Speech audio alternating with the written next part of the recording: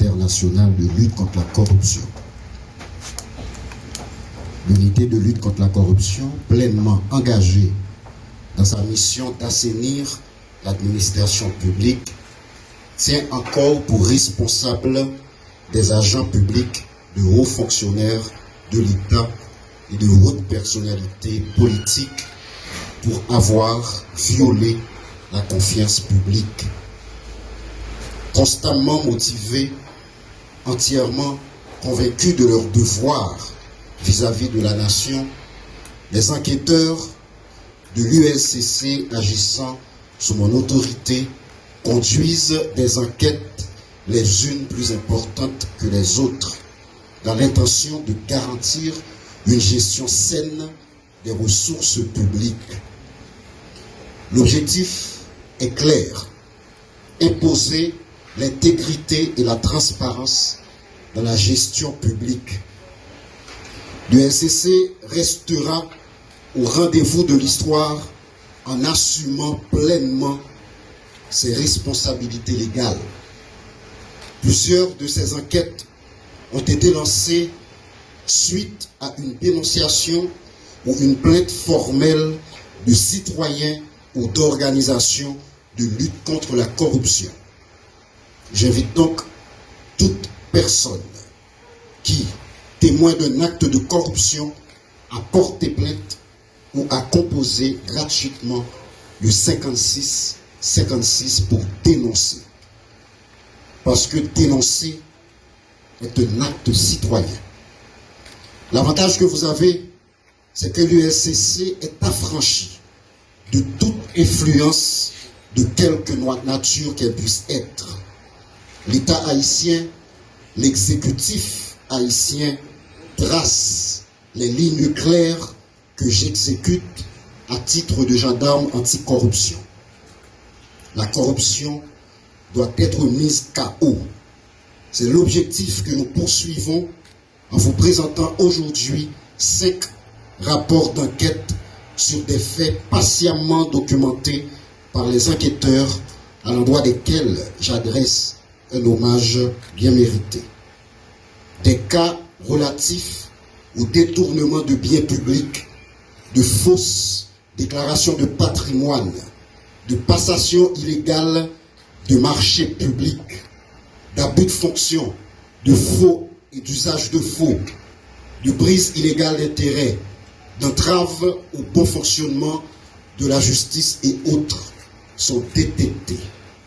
L'ULCC veut faire comprendre que nul n'est au-dessus de la loi. Dans l'application de la loi, la République n'identifie aucun heure des dégâts causés par ce phénomène sur la vie des Haïtiens et des Haïtiennes.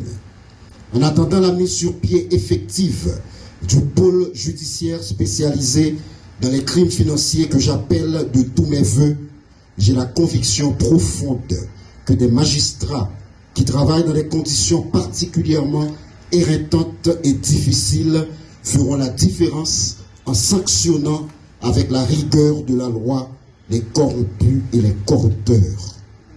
Je veux ici saluer les efforts de ces juges qui ont récemment mis en état, sous la base des enquêtes de l'ULCC, plus de 10 personnalités publiques. Déjà, 68 rapports d'enquête produits par mon administration mettant en avant la bonne santé de l'ULCC et une responsabilité pleinement assumée de cette équipe que je coordonne avec grand honneur. C'est encore une performance sans précédent dans l'histoire de l'institution qui est désormais mûrie, affranchie et pleinement opérationnelle.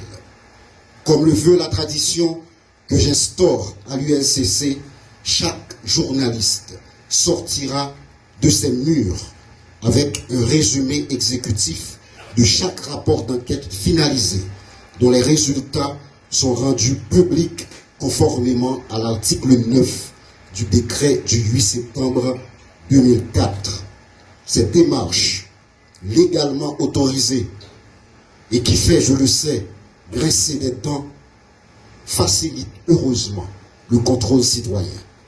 Et puis nous tous connaissons, c'est dans le fait droit que corruption taille mandat de pour mettre lumière sur le monde qui a levé, qui a pillé l'État, nous obligé pour.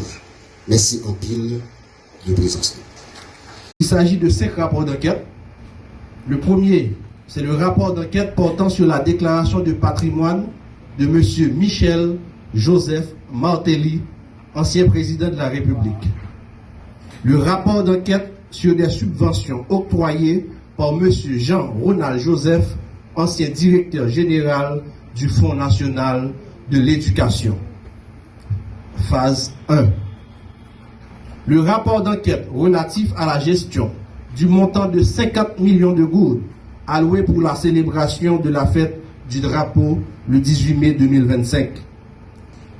Le rapport d'enquête sur des suspicions de corruption dans le cadre de l'exécution du projet d'aménagement, de restauration et de protection des sites patrimoniaux exécuté par l'Institut de sauvegarde du patrimoine national ISPA.